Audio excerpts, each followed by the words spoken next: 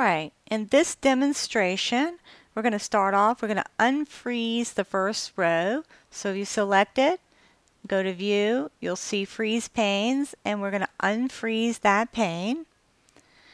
The next thing we're going to look at is we're going to sort the data in the Cambridge payroll here.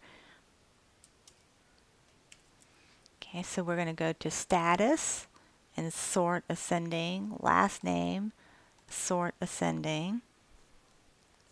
Okay, so you do some sorting. Okay, then we're going to go ahead and we're going to insert a totals row in the table. Okay, so whenever you're in a table, you're going to have table tools. If you click on those, you'll see you have options. We're going to add a totals row. Okay, and so we're going to use the total row to calculate the total values in both the 2014 and 15 years. Okay, so we'll now sum 2014, 2015. Okay, then we're going to create a pivot table based on the payroll table in a new worksheet, and we're going to call it the Cambridge Pivot Table worksheet. We're going to update that pivot table as described, so we're going to go through few things on that. Okay, so we're going to create a pivot table. So we select the data that we want, click on Insert Pivot Table. We're going to have a new worksheet. We're going to rename this. Okay, so we rename it the Cambridge Pivot Table.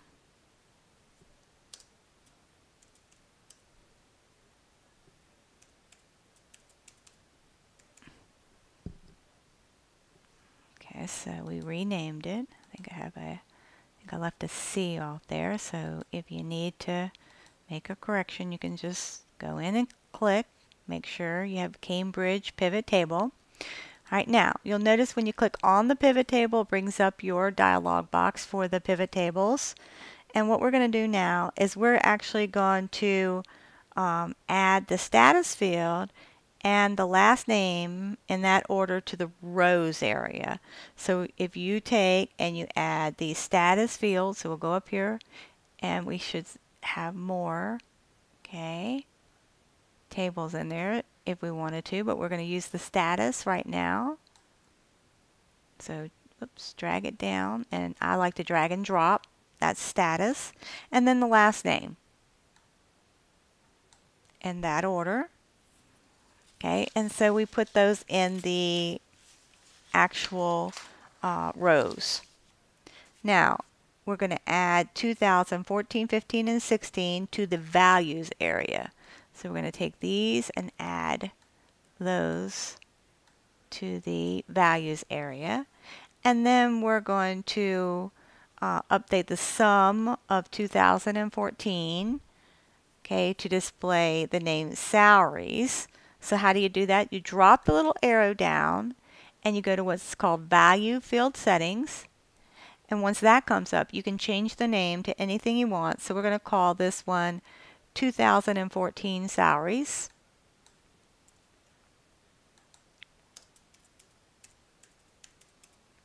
Okay, so 2000 and salaries. Okay, and then we can change the format to accounting with 0 decimal places. And click OK, and that changes, you can see the name. Okay, and then you're going to do the same thing for 2015 and 2016. Alright, then you're going to go to the Waltham table, and in this one you're going to sort the table in ascending order by the status field again. So we're going to drop that down and we're going to sort ascending, okay, by status. Okay, and you can see status showing everything there. Okay, so we're going to convert it by, you're not supposed to select the first row, so just the data. Go to your tools, table tools, okay, in here, and that gives you different options. You'll know one says convert to a range. If you put your mouse on it, you'll see convert to table to a normal range of cells.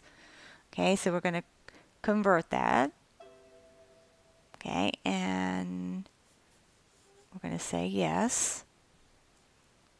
Now we're going to insert subtotals into range A3. Okay, so subtotals into A3 through G10.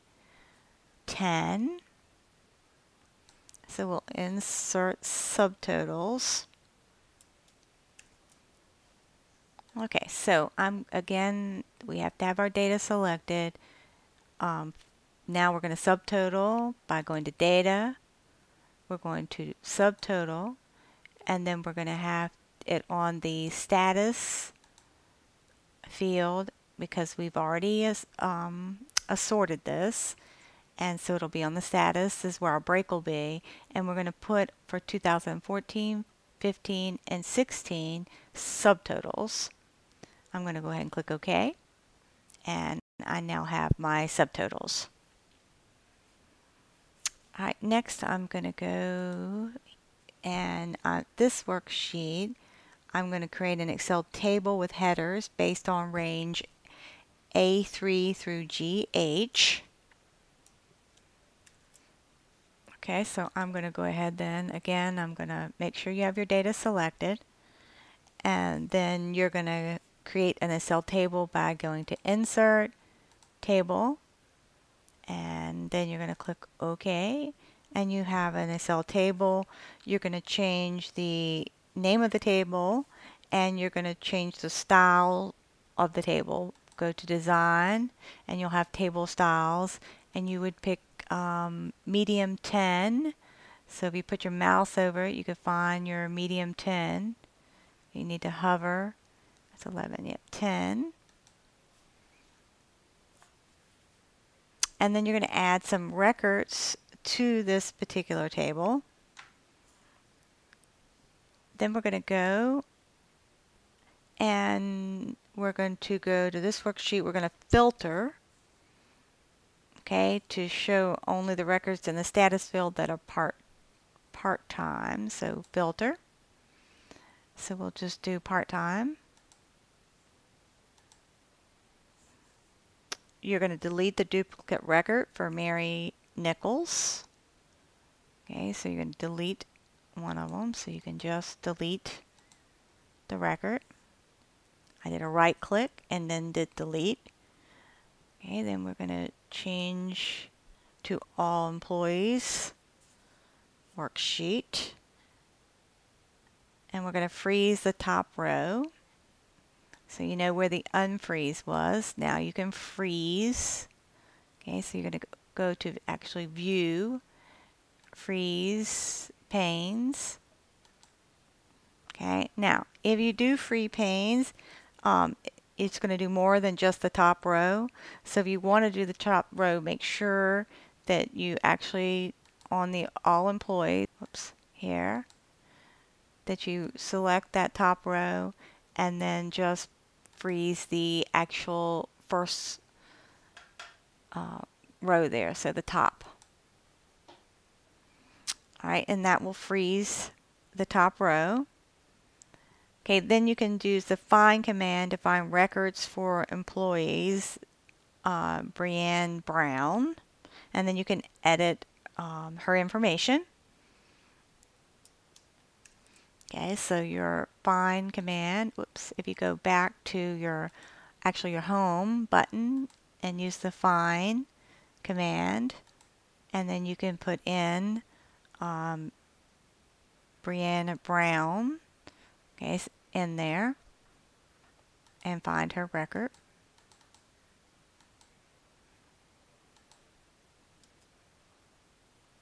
So actually we'll go with Brown.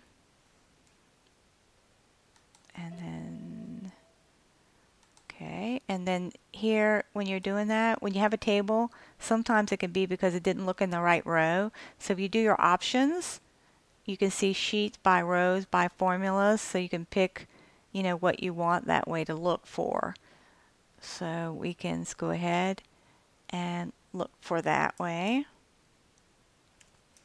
Alright, so we put brown in. Make sure that you click into the table, and then once you've clicked into the table, you can try to find all, and it can see a record for Brown. She's in A29.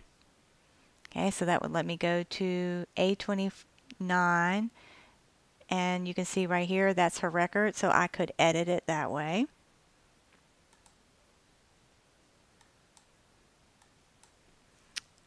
Okay, then you can filter to show only the records for employees who work part-time. Okay, so that we did a similar one already with that. Okay, then we can look at the employees pivot table. Okay, and refresh the data. Okay, so to refresh the data, make sure you click into the pivot table, so you'll have the pivot table tools. Go to Analyze, and then you can refresh that way. Okay, and you will see the record that you just edited for Brown should show the new salary that you put in, and that value of $34,000. You're going to apply a pivot style. So you're going to do the pivot style medium 10. So again, if you go under design, you'll see your styles, and you can find that. You're going to update the sum of 2014 field to display the name salaries with accounting. So this sum of 2014, you'll adjust that like we did before. You'll also do some filtering, which we've done.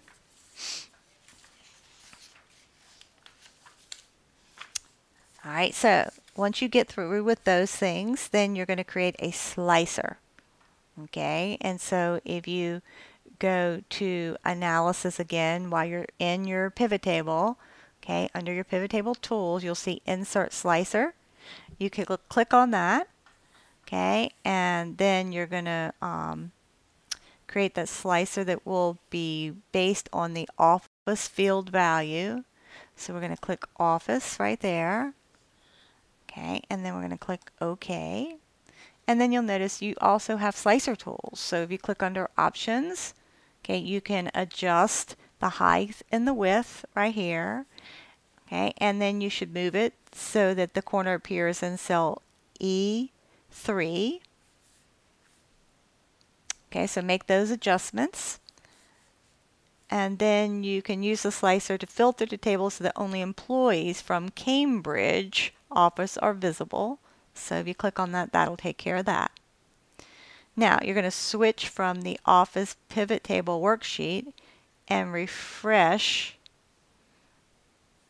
Okay, so switch to this worksheet and you're going to refresh. Okay, you are going to the Office Pivot Table here. Okay, and then we need to do that refresh. Okay, and then after we refresh that one, then we're going to turn around and we're going to create a pivot chart with a clustered column chart. So once you're on the pivot table, again, you go to Analyze, you'll see Pivot Chart. You're going to do a clustered column chart. Okay, so we've got that one right there. So that is the correct one. Use the clustered column chart. Okay, and then we're going to update that by moving and resizing it. Okay, then we're going to add a title. Okay, so again, same way you can add things right here just like you've done before. Okay, so you'll work this chart like you have on the other ones. You're going to add a chart title. Then you're going to use the status axis field button to filter the pivot chart. So how you do that, okay, is you come down here, if you go to status, this is the status field button it's talking about right here. So status axis field button. click on that, and that will allow you to filter the pivot table to set only the salary of part-time employees. Okay, so part-time employees of each office location appears in the graph. Okay, so now you just have the part-time people in there. Okay, so again, don't forget to put your chart title on there. Okay, so, and you can just add your title and then put the name of that title in there. Okay, and you should have a chart. Make sure it looks like what the picture looks like. And then you can finish up